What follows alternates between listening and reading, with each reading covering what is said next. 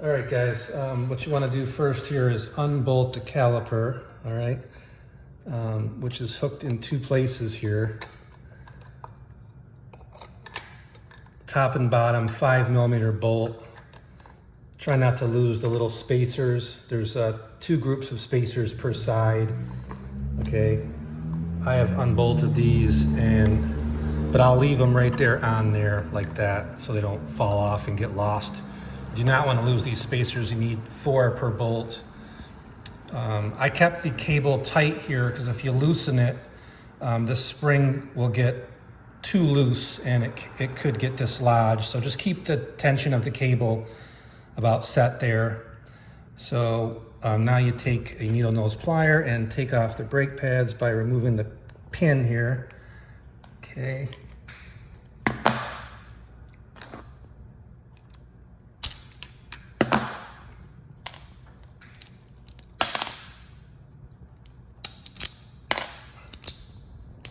And you can get these brake pads at the manufacturer. They're all different for all these bikes, so just get them from the manufacturer.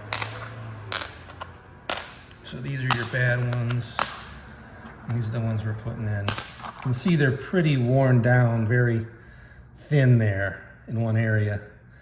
That's why it won't engage the brake. All right, so we're putting these back in here. 1, 2.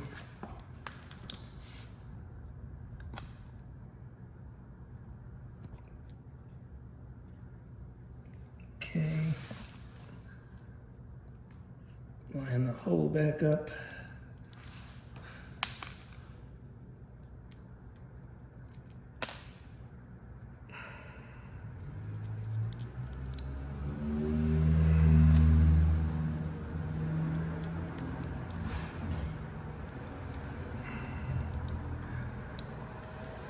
It's a little cumbersome getting this back in there sometimes, but there you go. Okay, so we got that through. We'll just rebend this back. Be gentle with it. I don't want it to break, then you'll need a new pin. Okay, now we got to put the bolts back on. We got the new pads in. Okay. Okay. And this tension cable here, adjuster, we can bring that in just to get a little more room to slip down the disc pads onto the rotor. Okay. And tightening actually loosens that cable. Okay. So now we grab our bolts.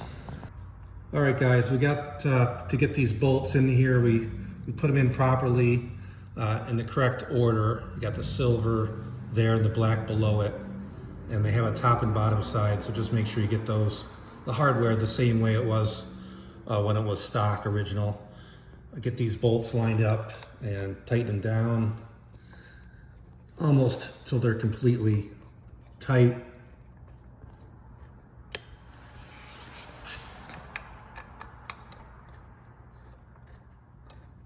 Okay, I got them like hand tight, and then what you do is you they're a little bit adjustable now with those spacers, so you can make it so the caliper is not rubbing on the disc rotor here. So I think we got that pretty good right now. And when you grab the brake now, you can tell it's engaging. And so that problem is fixed. The customer now has engaged working brakes. All we got to do is tighten the bolts down. And if you want to micro adjust it, you just to make the brakes engage more or increase braking, you would just adjust this micro adjuster, and it's you can take it, tighten it, the screw in a clockwise direction to loosen it, or counterclockwise to tighten it. All right, guys, that's about it. Just snug up these bolts when you're happy with everything.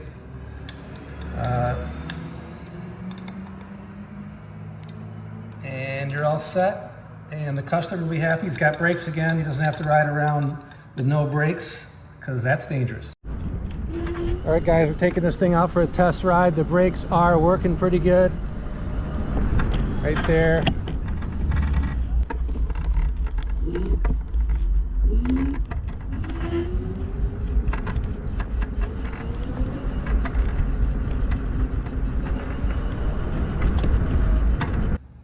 right, guys, we just got some new brake shoes on this bike. The procedure is to loosen just these 2 bolts with a 5mm Allen wrench.